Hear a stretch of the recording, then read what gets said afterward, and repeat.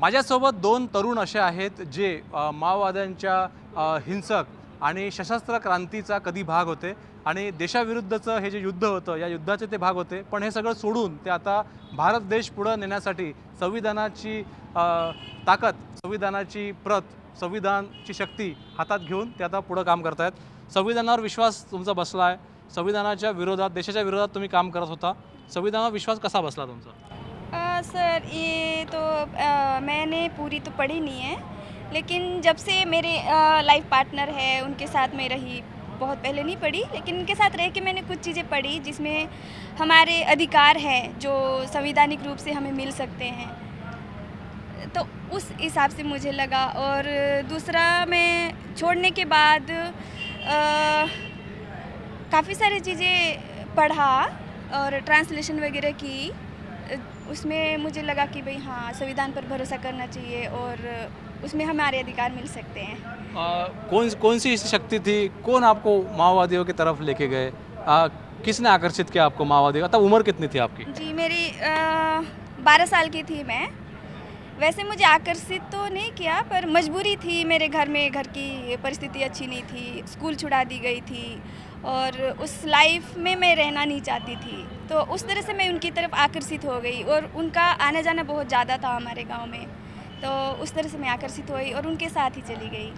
जब आप 12 साल की थी, माओवादियों के साथ आप गई उनके कैंप में, तो वो किस तरह से आपको संभालते थे? बच्चे की तरह संभालते थे?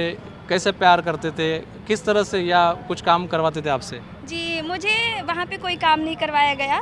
मेरी उम्र के हिसाब से उन्होंने मुझे वैसे ही रखा, बच्चे की तरह ही रखा, जब तक मैं बड़ी नहीं हुई, 16 साल की नहीं हुई तब तक। बहुत प्यार से रखे। सोनू दादा के साथ ही रही मैं और उन्होंने बहुत प्यार से रखा मुझे।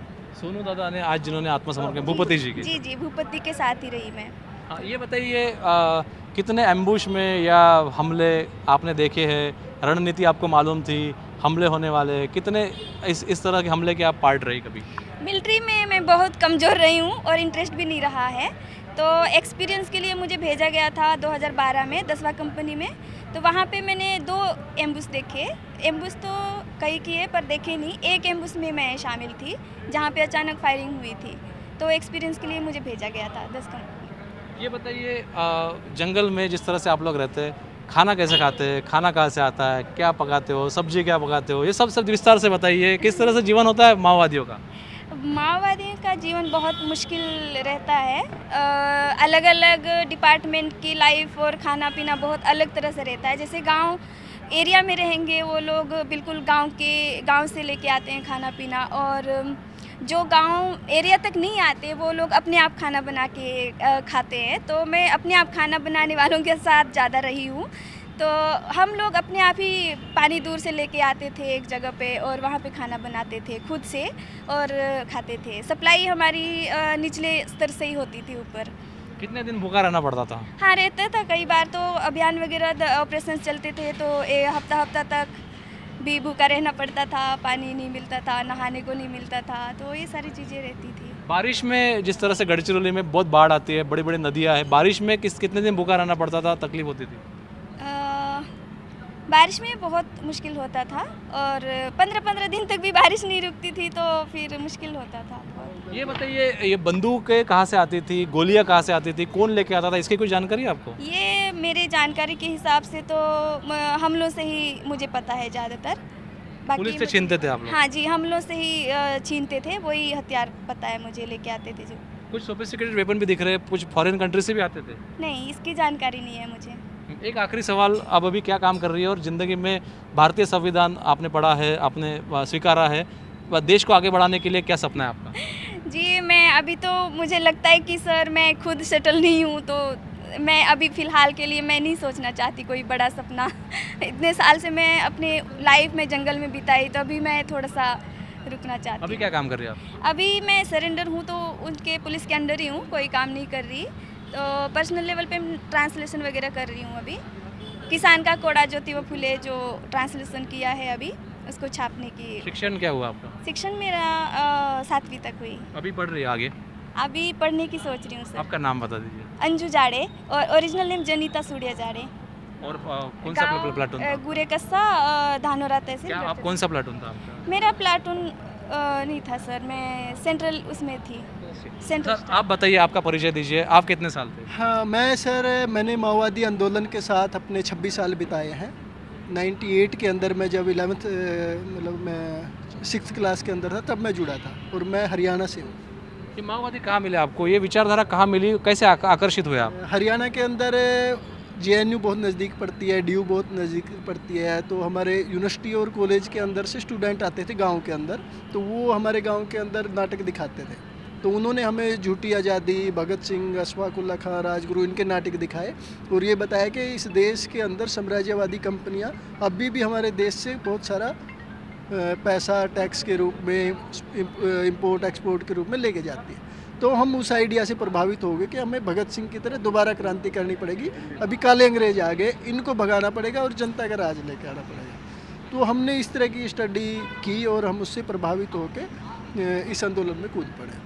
ये बताइए, जब आप माओवादियों के साथ में थे, तब भारत के प्रति आपका जो समझ थी, भारत के प्रति इम्प्रेशन था, और अभी आप माओवादियों को सब छोड़ के भारत के उन्नति के लिए प्रयास कर रहे हैं, दोनों आपकी भूमिकाओं में से अभी की भूमिका और वो भूमिका, फ़र्क क्या है? इसमें फ़र्क ये है सर, मैं बिल्कुल बचपन से ही मैंने देश, जनता और भारत के बारे में सोचा। मैं 20 साल हो गए अपने परिवार से मिला नहीं, तो मुझे हमेशा जनता के लिए काम करने का ही मन में लेके गया। तो माओवादी पार्टी में भी मैंने जनता के लिए काम करना है, इसलिए मरने का लिए उसमें चले गए, मतलब मरने का भी डर नहीं आया। लेकिन मुझे 2014 के बाद ये रियलाइज़ होना शुरू हुआ जब रोहित वेमुला का केस हुआ और संविधान चर्चा में आया, और हमने गढ़चिरौली में पेशा कानून पढ़ा, फॉरेस्ट राइट एक्ट पढ़ा, फिर हमने अपना क्या बोलते हैं 5वीं 6ठी अनुसूची पढ़ी। तब मुझे ये समझ में आना शुरू हुआ कि हथियार के जरिए जो हम डिमांड कर रहे हैं, ये तो संविधान दे ही रहा है। उससे पहले हम संविधान को ये मानते थे कि ये बाबा साहब ने नहीं लिखा, ये अंग्रेज़ों से उठा के ऐसा कैसा थोप दिया गया। तो राजीव दीक्षित जी के भाषण सुने थे कि 245 धारा है संविधान की, अंग्रेज़ों से उठाई है, तो ये भी अंग्रेज़ों का संविधान है। तो जब संविधान की चर्चा पड़ी, तब जाके मुझे समझ में आया रोहित वेमुला का केस होने के बाद कि संविधान में वो सारे राइट है तो हैं। अगर हम हथियार से लेंगे तो हथियार से कोई छीन लेगा दोबारा आके, या फिर हम हमारे 10-12 हज़ार साथी मारे गए, पुलिस के अंदर भी आदिवासी, इधर भी आदिवासी, DRG के अंदर आदिवासी, तो इन दोनों के मारे जाने से कितने कैडर का लॉस होगा। अगर यही संविधान पे काम करता, निस्वार्थ, घर तो छोड़ ही चुके थे हम, तो सिर्फ हमने हथियार छोड़ के हमें देश के लिए काम करना था, वही काम जो हम हथियार के साथ कर रहे थे। तो मुझे लगता है हिंसा का जो कंसेप्ट है, मेरे दिमाग में यही बदलाव आया कि हिंसा के बजाय आप सरकार, कानून, कॉरपोरेट, CSR फंडिंग, इसके ज़रिए आप जनता के लिए वो सब चीज़ हासिल कर सकते हैं। हथियार के दम पे जब हासिल करेंगे तो वो रुकेगी नहीं। एक आखिरी सवाल, जब आप माओवादियों के साथ शामिल हुए, तब आपकी उम्र कितनी थी? मेरी उम्र सिर्फ 11 साल थी, और जब मैं 16 साल का हुआ तो मैं छत्तीसगढ़ आ चुका था। तो मैं यहाँ पे माड़ के अंदर रहा, भुज माड़ के अंदर, यहाँ पे मैं गढ़चिरौली में रहा हूँ, और फिर मैं उड़ीसा के नौपाड़ा, बलंगीर, बरगढ़ उस साइड रहा हूँ। तो इसके बाद फिर जब मुझे ये लगा कि ये विचारधारा खोखली हो चुकी है, हम हिंसा से कुछ नहीं कर सकते, तो मैंने फिर 2018 में फ़ैसला किया, हम दोनों ने मिलकर हम पार्टी छोड़ देंगे। तो हमने पार्टी से बहस की, बात की, और हम दोनों 2018 में पार्टी छोड़ के निकल गए। तो हमने 6 साल हिमाचल में अज्ञातवास में बिताए। तो पहले वनवास, फिर अज्ञातवास। महाराष्ट्र पुलिस के संपर्क में कब आए? महाराष्ट्र पुलिस के संपर्क में 2024 में आया मैं। 24 में मैंने IG संदीप पाटिल सर, निरोत्पर सर, इनके पास आया। तो इनके पास आके फिर मुझे मतलब ये लगा कि मैं अभी सुरक्षित हाथों में हूँ, तो अब मैं अपनी नई ज़िंदगी जी सकता हूँ। तो वो सारे डर निकले। आपण पाहू शकतो, हे दोघे जे आहे हे 11 आणि 12 वर्षाचे जेव्हा होते तेव्हा माओवाद्यांच्या संपर्कामध्ये आले, आणि माओवाद्यांनी त्यांना त्यांच्या विचारधारेजवळ नेऊन अनेक हल्ले, अनेक ॲम्बुश, अनेक कट हे यांच्यासमोरच शिजले। त्यामुळे हे सगळं सोडून ते आता भारत देश पुढे नेण्यासाठी, संविधानाच्या मार्गानं देश पुढे नेण्यासाठी प्रयत्न करत आहेत। व्हिडिओ जर्नलिस्ट विनय शुक्लासह प्रवीण मुधोळकर, NDTV मराठी, गडचिरोली।